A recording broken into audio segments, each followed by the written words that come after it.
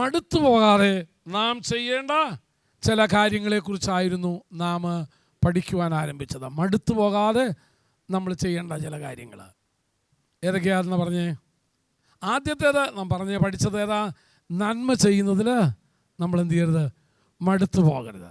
നമ്മുടെ കുടുംബത്തിലും കുലത്തിലും പെടാത്ത ഒരാൾക്ക് വിശുദ്ധ വേദപുസ്തകം പറയുന്നത് തിരിച്ച് നിനക്ക് നന്മ ചെയ്യാൻ പ്രാപ്തിയില്ലാത്ത ഒരാൾക്ക്, അതാ വേദപുസ്തകം പഠിപ്പിക്കുന്നത്. അതങ്ങനെ ആരെങ്കിലും കണ്ടിട്ടുണ്ടോ? അങ്ങനെ തിരിച്ച് നമുക്ക് ഒരു നന്മ ചെയ്യാൻ പ്രാപ്തിയില്ലാത്ത ഒരാൾക്ക് നന്മ ചെയ്യാൻ ആർക്കെങ്കിലും കഴിഞ്ഞോ? ഇത് കൈ ഉയർത്താൻ പറയുന്നതിൽ ഒരു നാണക്കേടും എനിക്കില്ല. അങ്ങനെ ആരെങ്കിലും ചെയ്തെങ്കിൽ ഒന്ന് കൈ ഉയർത്തിക്ക്. നിങ്ങൾക്ക് നന്മ ചെയ്യാൻ പ്രാപ്തിയില്ലാത്ത ഒരാൾക്ക് നിങ്ങൾ നന്മ ചെയ്തില്ലെങ്കിൽ ഇനി എന്നാ ഇത് ചെയ്യാൻ പോന്നെ? എന്നിട്ട് നമ്മൾ പഠിച്ചു, നമ്മളെ വാക്യം നന്മ ചെയ്യുന്നതിൽ നിങ്ങൾ എന്ത് ചെയ്യരുത്? മടുത്തു പോകരുത്. അപ്പം മടുപ്പിക്കുന്ന ഒത്തിരി അനുഭവങ്ങൾ നന്മ ചെയ്യുന്നവർക്കുണ്ടാകും. മടുപ്പിക്കുന്ന ഒത്തിരി അനുഭവങ്ങൾ അതെന്തൊക്കെയാണെന്നെല്ലാം നമ്മൾ പഠിച്ചു.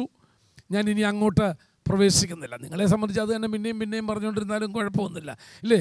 ഇതേ വിഷയം തന്നെ നിങ്ങളോട് വീണ്ടും പറയുന്നതിൽ എനിക്ക് ലജ്ജയില്ല എന്ന് പൗലോസ് ഒരിക്കൽ പറഞ്ഞു. ഇതേ വിഷയം തന്നെ. കാര്യം എന്നാ? ഒന്നും രണ്ടും പ്രാവശ്യം ഒന്നും പറഞ്ഞിട്ട് ഇവർക്ക് എന്ത് ചെയ്തിട്ടില്ല. അത് യൂദാ പറയുന്നത് നിങ്ങളെ ഓർമ്മിപ്പിച്ച് ഞാൻ ഉണർത്തുക. പക്ഷെ ഇതേ കാര്യം തന്നെ ഞാൻ നിങ്ങളോട് വീണ്ടും പറയുന്നതിൽ, വീണ്ടും എഴുതി അറിയിക്കുന്നതിൽ എനിക്ക് ഒരു ലജ്ജയില്ലെന്ന്. അപ്പോൾ ഇത്രയും കഷ്ടപ്പെട്ട് കർത്താവിൽ നിന്ന് പ്രാപിച്ച് നിങ്ങൾക്ക് ഏൽപ്പിച്ചത് എന്തുവാന്ന് പോലും നിങ്ങൾക്ക് ഓർമ്മയില്ലെങ്കിൽ, അതൊന്നും നിങ്ങൾ പാലിച്ചില്ലെങ്കിൽ, പൗലോസ് പറഞ്ഞ രണ്ടാമത്തെ പദം ഞാൻ ഉപയോഗിക്കണം, ഇനി വടിയുമായിട്ട് നിങ്ങളുടെ അടുക്ക് വരണമെന്ന് പൗലോസ് ഒരിക്കൽ ചോദിച്ചായിരുന്നു, ഇല്ലേ? നമുക്ക് മാതൃകാപുരുഷൻ പൗലോസാണല്ലോ ശുശ്രൂഷയിലെ. ഇനി ഞാൻ നിങ്ങളുടെ അടുക്ക് വരുന്നത് വടിയുമായിട്ട് വരണോ എന്ന് പൗലോസ് ഒരിക്കൽ ചോദിച്ചു. ഞാൻ അതെല്ലാം പറഞ്ഞതിൻ്റെ അർത്ഥം എന്നാന്ന് ചോദിച്ചു കഴിഞ്ഞാൽ, ക്രിസ്തീയ ജീവിതത്തിൽ നമ്മൾ മടുത്തു പോകാതെ ചെയ്യേണ്ട ചില കാര്യങ്ങളുണ്ട്. അതിലൊന്ന് നന്മ ചെയ്യുന്നതിൽ മടുത്തു പോകരുത്. എല്ലാവർക്കും നന്മ ചെയ്യാൻ പറ്റും, എല്ലാവർക്കും. ജീവിതത്തിൽ ഒരു നന്മയും ചെയ്യാനായിട്ട് ഒരു നിവൃത്തിയില്ലാത്ത ചില ആളുകളും നന്മ ചെയ്തിട്ടുണ്ട്. ആരാന്നറിയാമോ? നന്മ ചെയ്യാൻ അവരെക്കൊണ്ട് ഒരു നിവൃത്തിയില്ല. എന്നിട്ടും അവർ ഒരാവശ്യം കണ്ടപ്പോൾ അവരെന്ത് ചെയ്തെന്നറിയാമോ? ഒരു നന്മ ചെയ്തു. ആ ചെയ്ത ഒറ്റ നന്മ കൊണ്ട് അവരെന്ത് ചെയ്തു? അനുഗ്രഹിക്കപ്പെട്ടു. ആരായിരിക്കും അത്? 5 അപ്പവും 2 മീനും, കുഴപ്പമില്ല, സാരാഫാത്തിലെ വിധവ. സ്പെയർ ചെയ്യാനൊന്നുമില്ല. അവർക്ക് എന്തുവാ കൊടുക്കാനായിട്ട്? ഒന്നുമില്ല. ഈയിടെ ഒരാളെ ഞാൻ കണ്ടായിരുന്നു. എൻ്റെ അറിവനുസരിച്ച് അദ്ദേഹത്തിനോട് 40,000 രൂപ ഒരു മാസം കിട്ടുന്നുണ്ടെന്ന്. ആൾ ദശാംശം ഇടാറില്ല. ദശാംശം ഇടുന്നതിൽ വിശ്വസിക്കാത്തതുകൊണ്ടല്ല, അങ്ങനെയുണ്ട് ചിലർ ദശാംശം ഇടുന്നതിൽ വിശ്വസിക്കാത്തതുകൊണ്ട്. പക്ഷേ ദശാംശത്തിൻ്റെ അനുഗ്രഹമൊക്കെ അവർക്ക് വേണം. പക്ഷെ ഇതിനകത്ത് അവരെന്ത് ചെയ്യുന്നില്ല. അപ്പോൾ ഞാൻ ചോദിച്ചു, എന്താ ബ്രദറെ കർത്താവിന് വേണ്ടി ഒന്നും കൊടുക്കാതെ? എൻ്റെ പാസ്റ്റർ ഇത് തന്നെ തികയുന്നില്ല എനിക്ക്. ഞാൻ ചോദിച്ചു, ഇത് തികയുന്നില്ലെന്നോ? ഞങ്ങളുടെ ചില പാസ്റ്റർമാർക്ക് 6,000 രൂപ ആകെ വരുമാനമുള്ളൂ, എന്നിട്ട് അവർ ജീവിക്കുന്നുണ്ടല്ലോ. അപ്പോൾ ഞാൻ പറഞ്ഞു, നിൻ്റെ ചിലവാക്കുന്ന ലിസ്റ്റ് ഇങ്ങോട്ട് തരാൻ പറഞ്ഞു. അപ്പം കണ്ടു ലിസ്റ്റ്. കാറിൻ്റെ EMI, ബൈക്കിൻ്റെ EMI, പിന്നെ മുഴുവൻ EMI ഉള്ളൂ ഈ പുള്ളിക്ക്. എല്ലാം കിട്ടുന്ന മുഴുവൻ ലോൺ അടിക്കാനേ ഉള്ളൂ. എന്നാൽ താമസിക്കാൻ വീടുണ്ടോ? അതുമില്ല. ഇപ്പോഴും വാടകയ്ക്കാണ് താമസിക്കുന്നത്.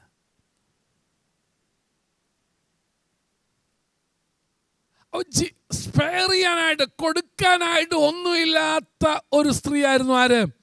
സരഫാത്തിലെ വിധവ. നിങ്ങൾ ഈ പ്രസംഗം കേട്ടുകൊണ്ട് കൊടുക്കുമെന്നൊന്നും വിശ്വാസം ഉണ്ടായിട്ട് പറയുന്നതല്ല. പിന്നെ തമ്പുരാൻ പറഞ്ഞത് പറഞ്ഞില്ലെങ്കിൽ എന്നോട് ചോദിക്കുമല്ലോ, അതുകൊണ്ട് മാത്രം പറയുന്നതാ. നിർബന്ധം എൻ്റെ മേ കിടക്കുന്നു എന്നുള്ള ഒറ്റ കാരണം കൊണ്ട് പറയാ, നിങ്ങൾ ചെയ്യത്തില്ലെന്ന് നല്ല ബോധ്യത്തോടായി പറയുന്നതും. കാരണം പ്രവാചകനോട് ഒരിക്കൽ പറഞ്ഞു, എന്തോ ചെയ്യാ, നീ ജനത്തോട് എൻ്റെ അരുളപ്പാട് അറിയിക്കുക, അവർ ദുശാഠ്യമുള്ള ജനമാ, അവർ കേൾക്കത്തില്ല.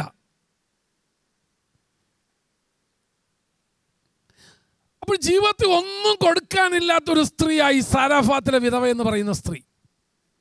കാരണം ആകെ ഒരു പിടി മാവും ഒരല്പം എണ്ണയും, അതിൽ നിന്ന് പങ്കുപറ്റാൻ 2 പേരും. അത് തിന്നേച്ചിനി ചാവുക എന്നുള്ള മാത്രം കിടത്തിലിരിക്കുമ്പോഴാ ഒരുത്തൻ കയറി വരുന്നത്. രാവിലെ ഒരു ഗ്ലാസ് വെള്ളം ചോദിച്ചു വന്നതാ. വെള്ളം കൊടുക്കാൻ തയ്യാറായപ്പോഴത്തേനും അവൻ പറഞ്ഞു, എന്ത് പറഞ്ഞു, ഒരു അപ്പം കൂടെ, ഒരു ചെറിയൊരു അടയും കൂടെ വേണമെന്ന് പറഞ്ഞു. But she did it.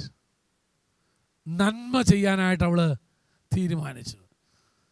എൻ്റെ ഭാഷ പറഞ്ഞ, ഞാനോ ഏതാച്ചാവും വന്നാൽ ഈ യൂദേശി തിന്ന് ജീവിക്കുന്നെങ്കിൽ 4 പേരോടും എന്ത് ചെയ്തിട്ട് സുവിശേഷം പറഞ്ഞോട്ട്, ഞാൻ ഏതായാലും ചാവാൻ പോവുക. എന്നാൽ ഇയാൾക്ക് ഈ ഇത് കിട്ടി, കുറച്ച് ആളും കൂടെ അദ്ദേഹം ജീവിച്ച കർത്താവിനെ കുറിച്ച് പറയുന്നെങ്കിൽ അതിൻ്റെ പ്രതിഫലമെങ്കിലും എനിക്ക് കിട്ടുമല്ലോ. അപ്പം നന്മ ചെയ്യാൻ ദൈവം നമുക്ക് നൽകിത്തരുന്ന അവസരങ്ങൾ ഒരിക്കലും നമ്മൾ പാഴാക്കരുത്. നന്മ ചെയ്യുന്നതിൽ നമ്മൾ എന്ത് ചെയ്യരുത്, മടുത്തു പോവുകയും ചെയ്യരുത്.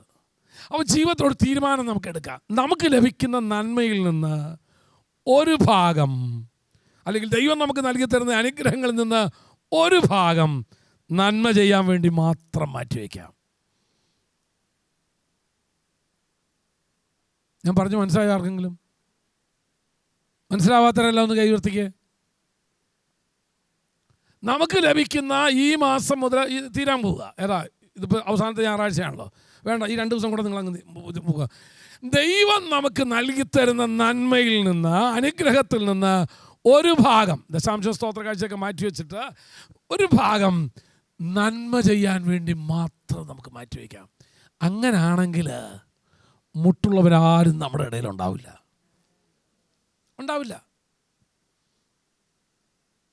കഴിഞ്ഞ ദിവസം ഒരു സഹോദരി വളരെ വേദനയോടൊരു കാര്യം ഒന്ന് പറഞ്ഞു.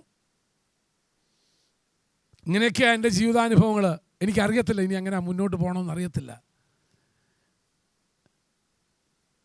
ഞാൻ പറഞ്ഞു, സാരമില്ല, വിഷമിക്കേണ്ട, നമുക്ക് പരിഹാരം ഉണ്ടാക്കാം.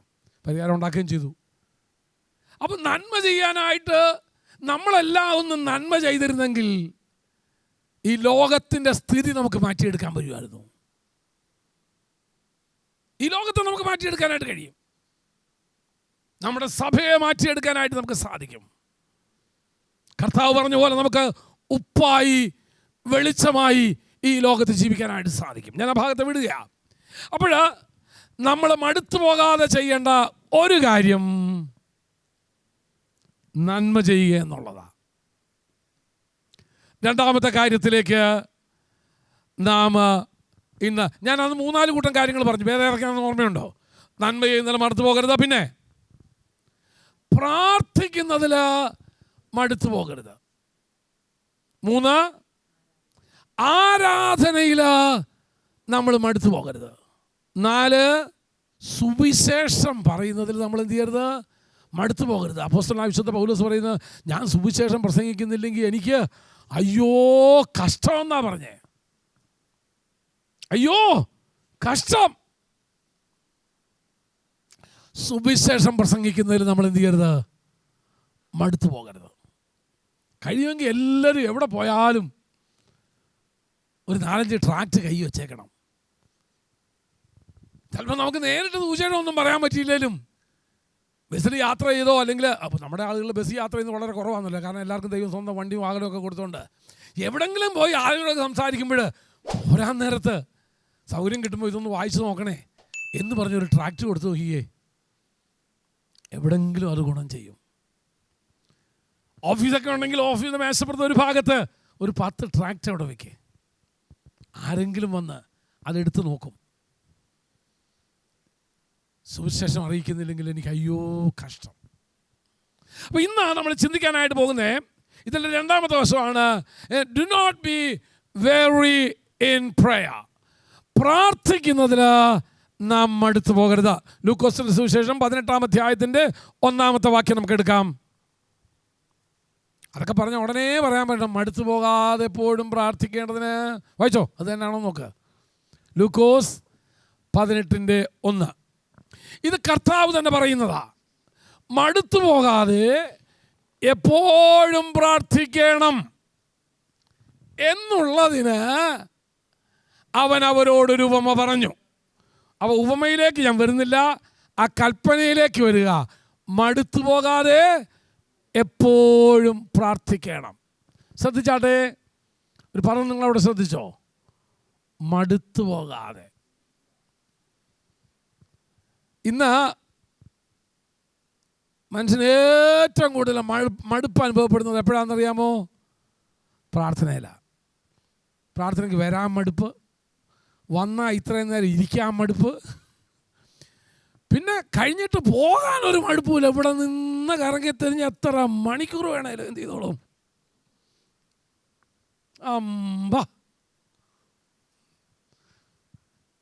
തീർന്ന പോവാൻ അവിടെ തീർന്ന ഉടനെ പോകണമെന്നും അല്ല ഞാനീ പറഞ്ഞത്.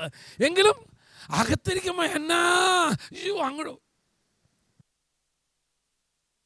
ഇരിക്കാൻ പറ്റില്ല, അങ്ങോട്ടിരിക്കുന്നു ഇങ്ങോട്ട് തിരിയുന്നു. എന്നാ ബുദ്ധിമുട്ടാണെന്നറിയാം അവർക്ക് ഇരിക്കാനായിട്ട്. ഇത്രയും കംഫർട്ടബിൾ ആയിട്ടുള്ള ചെയറും കൊടുത്ത് ഇത്രയും സൗകര്യപ്രദമായൊരു അന്തരീക്ഷത്തിൽ എന്നിട്ടും ഞെരിവിളി കൊള്ളും അവിടെ ഇരുന്നിട്ട്. എന്താ കാരണം? മടുപ്പായി. ചിലപ്പോൾ എന്നോടാള് പാർട്ടിക്ക് ഒരു മടുപ്പില്ല. അപ്പൊ മനുഷ്യന് മടുപ്പ് അനുഭവപ്പെടുന്ന ഒന്നാണ് പ്രാർത്ഥന. ഞാനൊരു കാര്യം പറയാം, പ്രാർത്ഥന മടുപ്പായിട്ട് തീരുന്നത് എപ്പോഴാണെന്നറിയാമോ? ഓക്കെ, മറുപടി കിട്ടാതെ വരുമ്പോൾ പിന്നെ ഒത്തിരി കാര്യമുണ്ട്, ഞാൻ കുറച്ച് കാരണങ്ങൾ പറഞ്ഞുതരാം. പക്ഷെ അതിന് മുമ്പൊരു കാര്യം ഞാൻ മനസ്സിലാക്കി തരാം. എന്താ പ്രാർത്ഥന എന്നറിയാത്തതുകൊണ്ടാണ്. What is prayer? പ്രാർത്ഥന എന്തുവാ? നമ്മുടെ ആവശ്യങ്ങളെല്ലാം കൂടെ അങ്ങോട്ട് കൊടുക്കുന്ന പെറ്റീഷൻ അല്ല. ലോകത്തിലെ പലവിധ പ്രാർത്ഥനക്കാരുണ്ട്, അറിയാമോ നിങ്ങൾക്ക്? ഈ തിബത്തിലൊക്കെ ചെന്ന് കഴിഞ്ഞാൽ ഒരു പ്രത്യേക പ്രാർത്ഥന നിങ്ങൾക്ക് കാണാം. പ്രാർത്ഥന മുഴുവൻ ഒരു ചക്രത്തിനകത്ത് എഴുതി ഒട്ടിച്ചിരിക്കുക. അവിടെ ചെന്ന് എന്ത് ചെയ്താൽ ആ ചക്രം ഒന്ന് തിരിച്ചാൽ ഒരു പ്രാവശ്യം പ്രാർത്ഥിച്ചതിന് തുല്യം. കേട്ടിട്ടില്ലേ? സ്കൂളിൽ പഠിച്ചിട്ടില്ല ഇതൊക്കെ? അങ്ങനെയൊക്കെ ഉണ്ട് കേട്ടോ. അവിടെ നിന്നൊന്നും മുഴുവൻ നേരമൊന്നും എന്ത് ചെയ്യണ്ട, പ്രാർത്ഥിക്കേണ്ട. ഈ പ്രാർത്ഥന മുഴുവൻ എന്ത് ചെയ്തിട്ടുണ്ട്, അതിനകത്ത് എഴുതി ഒട്ടിച്ചിട്ടുണ്ട്. അവിടെ ചെന്ന് എന്ത് ചെയ്താൽ മതി, കാണിക്ക അവിടെ ഇട്ടിട്ട് അപ്പോൾ ഇത് റിലീസാവും. ഏതാ അതിൻ്റെ ലിവറി. അല്ലാണ്ട് ചെന്ന് എളുപ്പം അവിടെ ചുമ്മാ പ്രാർത്ഥിക്കാനൊന്നും നടക്കത്തില്ല. അവിടെ ചെന്ന് അവർ നിശ്ചിത തുകയുണ്ട്, അവിടെ ഇട്ട് കഴിഞ്ഞാൽ ഉടനെ ടിങ്. ഈ കണ്ടില്ലേ പണ്ട് തൂക്കം നോക്കുന്ന മെഷീനൊക്കെ കണ്ടില്ലേ, കാശിട്ട് തൂക്കം നോക്കുന്നത് ഇല്ലേ? ഇത് കയറി ഇതങ്ങോട്ട് ഇട്ട് കഴിഞ്ഞാൽ എന്ത് ചെയ്യും, അതിൻ്റെ ലിവർ റിലീസാവും. ഉടനെ തൂക്കം അടിച്ച് എന്ത് ചെയ്യും, ആ കാർഡ് ഉടനെ കൈ വരും. ഇതുപോലെ അവിടെ ചെന്ന് പ്രാർത്ഥിക്കണമെങ്കിൽ അവിടെ ചെന്ന് നിൽക്കുക, അങ്ങോട്ടിടുക, ഉടനെ ലിവർ റിലീസായി ഒറ്റത്തിരി. ഒരു പ്രാവശ്യം നീ പ്രാർത്ഥിച്ചതിന് തുല്യം. 100 പ്രാർത്ഥന വേണോ? 100 പ്രാവശ്യം തിരിച്ചേക്കാം. ഇനിയിപ്പോൾ സയൻസ് കുറച്ചുകൂടെ അഡ്വാൻസ്ഡ് ആയി കഴിഞ്ഞു. ഇനിയിപ്പോൾ എന്ത് ചെയ്താൽ മതി, ഈ പെട്രോൾ പമ്പിൽ ചെല്ലാൻ നേരത്ത് അല്ലേ 500 രൂപയുടെ പെട്രോൾ വേണമെന്ന് പറഞ്ഞാൽ അവർ അതിനകത്ത് 500 രൂപ അടിച്ച് വെച്ച് എന്ത് ചെയ്യും, ഇതുപോലെ നിനക്ക് 100 പ്രാർത്ഥന വേണോ, പൈസ അങ്ങോട്ടിടുക, 100 എന്നങ്ങ് ടിക്ക് ചെയ്താൽ മതി. അത് അവിടെ നിന്ന് അടിച്ചോളും. നീ ഇട്ടേച്ചങ്ങ് പോകാം. ഇത് പിന്നെ ഇങ്ങനെ അവിടെ നിന്ന് എന്ത് ചെയ്തോളും, തിരിഞ്ഞുകൊണ്ടേ ഇരുന്നോളും 100 പ്രാവശ്യം. അതും പ്രാർത്ഥനയാ. അതും പ്രാർത്ഥനയാ. അവർക്ക് അതും പ്രാർത്ഥനയാ. ചിലർ ഞായറാഴ്ച സഭായത്തിന് വന്നിരുന്ന് ഉറങ്ങിയാലും അവർക്ക് എന്തുവാ, ആരാധനയാ. നീ ആരാധനയ്ക്ക് പോയ പിന്നെ എന്തുവായിരുന്നു ഇവിടുന്നില്ല, നല്ല ഉറക്കമായിരുന്നു. ആരാധനയിരുന്ന് മൊബൈൽ നോക്കിയാലും അതും ആരാധനയാ. പ്രാർത്ഥന എന്താണെന്നറിയാത്തത് കൊണ്ടാ യു ഗെറ്റ് ബോർഡ്. നിങ്ങൾക്ക് മടുപ്പ്. What is prayer? എന്തുവാ പ്രാർത്ഥന? എന്തുവാ പ്രാർത്ഥന? ഇനി പറഞ്ഞോ. പ്രാർത്ഥന എന്ന് പറയുന്നത് ഇറ്റ്സ് എ കമ്മ്യൂണിക്കേഷൻ. ദൈവവും നീയും തമ്മിലുള്ള സംസാരമാണ്, സംസർഗമാണ് പ്രാർത്ഥന. വേദപുസ്തകം പഠിച്ചു കഴിഞ്ഞാൽ there are wordless prayers. വാക്കുകളില്ലാത്ത പ്രാർത്ഥന ഉണ്ടായിരുന്നു. പ്രാർത്ഥനയിൽ വാക്കുകൾ വേണമെന്നില്ല. ഉണ്ടോ? ഇല്ല. വാക്കും ഭാഷണവും കൂടാതെ പ്രാർത്ഥിച്ച ചിലരെ വേറെ പുസ്തകത്തിൽ കാണാം. ആരാ? ഹന്ന. ദൈവത്തിൻ്റെ ആലയത്തിൽ ചെന്ന് പ്രാർത്ഥിച്ചപ്പോൾ അധരം ചലിച്ചതല്ലാതെ ഒരു വാക്കും പുറത്തു വന്നില്ല. There are wordless prayers. വാക്കുകളില്ലാത്ത പ്രാർത്ഥനയുണ്ട്.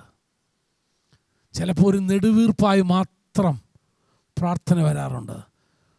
ലേഖനങ്ങളിൽ കാണാം, ഉച്ചരിച്ചുകൂടാത്ത ഞരക്കങ്ങളാൽ ആത്മാവ് നമുക്ക് വേണ്ടി ദൈവത്തോട് പക്ഷവാദം ചെയ്യുന്നു. ഉച്ചരിച്ചുകൂടാ ചില ഞരക്കങ്ങൾ അല്ലേ? വേദന എടുക്കുമ്പോൾ അല്ലേ ചിലപ്പോൾ ഞരക്ക, എനിക്ക് വേദന എടുക്കുന്നു എന്ന് പറയുമൊന്നും വേണ്ട ആ വ്യക്തിയുടെ ഞരക്കം കേൾക്കുമ്പോൾ അറിയാം. അടുത്തിരിക്കുന്ന ആൾക്കറിയാം, ഡോക്ടർക്കറിയാം, നേഴ്സിനറിയാം. ആ വ്യക്തിയുടെ ഞരക്കങ്ങളെല്ലാം എന്തായിട്ട് മാറിയിരിക്കുക? അപേക്ഷകളായിട്ട് മാറുക. വാക്കുകളില്ലാത്ത പ്രാർത്ഥനയുണ്ട്. അതുകൊണ്ടാണ് വിശുദ്ധ വേദപുസ്തകം പറയുന്നത്, വേണ്ടും പോലെ പ്രാർത്ഥിപ്പാൻ നമുക്കറിയത്തില്ല, ആത്മാവ് നമ്മുടെ ബലഹീനതയ്ക്ക് തുണനിന്ന് ഉച്ചരിച്ചുകൂടാത്ത ഞരക്കങ്ങളാൽ ദൈവത്തോട് നമുക്ക് വേണ്ടി ദൈവഹിതപ്രകാരം പ്രാർത്ഥനയായി. അപ്പോൾ പ്രാർത്ഥന എന്ന് പറയുന്നത് it's a communication with God. ദൈവമായുള്ള നമ്മളുടെ സംഭാഷണമാണ്. അങ്ങനെയാണെങ്കിൽ എപ്പോഴാണ് അതിനകത്ത് മടുപ്പ് വരുന്നത്? നീ ഇഷ്ടമില്ലാത്ത ഒരാളോട് ആ വർത്തമാനം പറയുന്നതെന്ന് വെച്ചാൽ വേഗം അവസാനിപ്പിക്കും അല്ലേ? ഫോൺ വിളിക്കാൻ നേരത്തെ നമ്മൾ വേറൊന്നുമില്ലല്ലോ എന്ന് ഉടനെ ബോധമുള്ളവൻ അപ്പുറത്തുനിന്ന് മനസ്സിലാക്കും വേറൊന്നുമില്ല എന്ന് പറയും. എന്നിട്ടും പുള്ളി തുടരുകയാണെങ്കിൽ നമ്മൾ ഇവിടുന്ന് എന്നാൽ ഞാൻ നിർത്തട്ടെ എന്ന് ചോദിക്കും. എന്നാൽ ഇഷ്ടപ്പെടുന്ന ഒരാളോടാണെങ്കിലോ സമയം പോകുന്ന അറിയത്തില്ല. അവസാനം എത്ര നേരം അടി വേണ്ടെന്ന് ഈ ഫോണിൽ കൊണ്ടിരിക്കുന്നു എന്ന് നമ്മൾ ചോദിക്കും അല്ലേ? എത്ര നേരമായത് ഇത്? എന്താ കാരണം? അപ്പുറത്തിരിക്കുന്നവൻ എൻ്റെ പ്രാണപ്രിയനാ, അപ്പുറത്തിരിക്കുന്നവൻ എൻ്റെ ഇഷ്ടപ്പെട്ടവനാ, അപ്പുറത്തിരിക്കുന്നവൻ എനിക്ക് ജീവൻ നൽകി തന്നവനാ. ചുറ്റുപാടും എന്താ നടക്കുന്നതെന്ന് പോലും ആ കോൺവെർസേഷനിൽ, ആ സംസാരത്തിൽ നമ്മൾ എന്ത് ചെയ്യത്തില്ല? അറിയത്തില്ല. ഞാൻ പറഞ്ഞല്ലോ, എൻ്റെ ജീവിതത്തെ പറ്റി ഒരു അബദ്ധം ഞാൻ ഒരിക്കൽ പറഞ്ഞു തന്നില്ലേ? എയർപോർട്ടിൽ ഇരുന്ന് ബോർഡിംഗ് ടിക്കറ്റും വാങ്ങിച്ച് ഞാൻ എന്ത് ചെയ്തിരിക്കുക? എൻ്റെ ഫ്ലൈറ്റിന് കാത്തിരിക്കുക. അപ്പോഴാ സമയമുണ്ടല്ലോ എന്ന് വിചാരിച്ച് ഞാൻ ആൻറ്റിയെ ഒന്ന് വിളിച്ചു. കാരണം അന്ന് ഇവിടെ ഒരു ചില പ്രശ്നങ്ങൾ നടന്നുകൊണ്ടിരിക്കുക. ഈ സംസാരത്തിൻ്റെ ഇടയിൽ എൻ്റെ ഫ്ലൈറ്റ് വന്നു, എൻ്റെ ഫ്ലൈറ്റ് പോയി, എൻ്റെ പേരവിടെ പല പ്രാവശ്യം എന്ത് ചെയ്തു? വിളിച്ചു. ഞാൻ കേൾക്കുന്നില്ല, കാരണം ഞാൻ ഇതിനകത്ത് ഫുള്ളി ഇമേഴ്സ്ഡാ. പെട്ടെന്ന് ആൻറ്റി ഇവിടെ ചോദിച്ചു, ഫ്ലൈറ്റിൻ്റെ സമയമായോ എന്ന്. ഞാൻ നോക്കിയപ്പോൾ എൻ്റെ അവിടെ ഇരുന്നവരെല്ലാം പോയി കഴിഞ്ഞു, ഫ്ലൈറ്റ് വന്ന് പോയി കഴിഞ്ഞു. ഞാൻ എൻ്റെ ബോർഡിംഗ് പാസും കൊണ്ട് അവിടെ ചെന്ന് ചോദിച്ചു, ഈ ഫ്ലൈറ്റ് അത് വന്ന് പോയിട്ട് അരമണിക്കൂർ കഴിഞ്ഞല്ലോ, നിങ്ങളുടെ പേര് എത്രയോ പ്രാവശ്യം ഞങ്ങൾ അനൗൺസ് ചെയ്തു, എന്താ ഞാൻ കേൾക്കാതെ പോയത്? ഞാൻ അവിടെ ഇരിപ്പുണ്ടായിരുന്നു, ബോർഡിംഗ് പാസും എൻ്റെ കയ്യിലുണ്ട്. അന്നൊരു തീരുമാനമെടുത്തു, ഫ്ലൈറ്റിൽ കയറാതെ ഇനി ഒറ്റ എണ്ണത്തിനെ വിളിക്കില്ല. ഫ്ലൈറ്റിന് ഒരു 15 മിനിറ്റ് മുമ്പേ ഞാൻ എല്ലാവരെയും വിളിക്കുന്ന പരിപാടി നിർത്തും. എന്താ ഞാൻ വിട്ടുപോയത്? ഞാൻ സംസാരിച്ചത് എനിക്ക് വേണ്ടപ്പെട്ട ഒരാളുമായിട്ടാണ്. ഞാൻ സംസാരിച്ചത് എനിക്ക് ഇൻട്രസ്റ്റിംഗ് ഉള്ളൊരു വിഷയമായിട്ടാണ്. ഞാൻ സംസാരിച്ചത് എനിക്ക് അറിയേണ്ട ഒരു വിഷയമായിട്ടാണ്. അതുകൊണ്ട് എൻ്റെ പേരവിടെ 3 പ്രാവശ്യം അനൗൺസ് ചെയ്തിട്ടും ഞാൻ കേട്ടില്ല.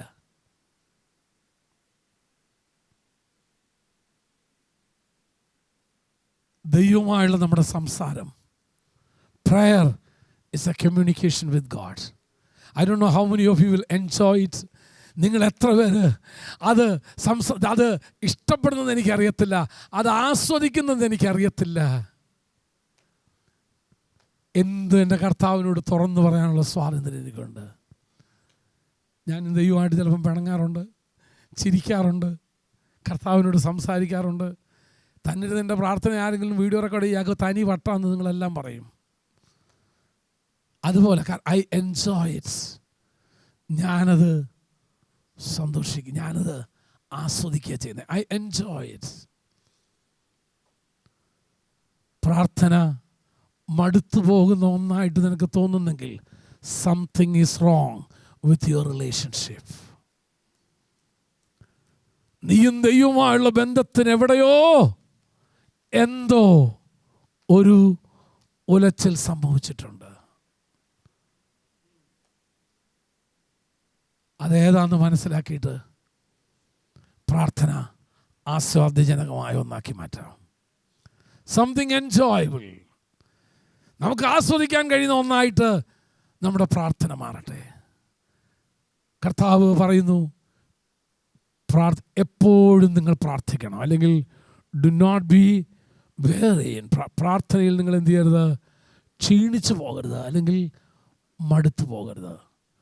മടുക്കുന്നതിൻ്റെ കാരണം ഇത് എന്താന്ന് അറിയാത്തത് കൊണ്ടാണ്.